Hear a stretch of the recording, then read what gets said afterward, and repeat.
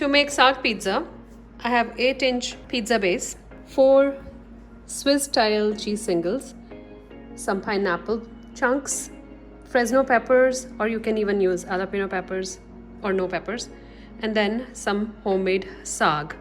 I'll also add a little bit of olive oil to give a little texture, and let's get started. So first of all, I'll add just a little bit of oil on the base. Spread it a little bit. Add the cheese singles.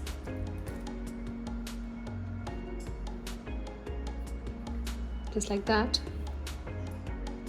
Now I will add the saag. Spread it evenly. As I'm doing this, I have also started my oven, and it's preheating at 550. We have a nice layer of saag. Now we'll add peppers,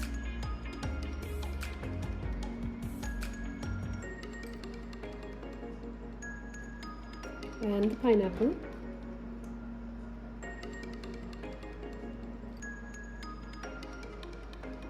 So pizza is ready to go in the oven. Oven is preheated at 550. As we put the pizza in the oven, we will reduce the temperature to 475 degrees Fahrenheit and bake it for 5 to 7 minutes or until done. So here our pizza is ready. You can slice it and serve it.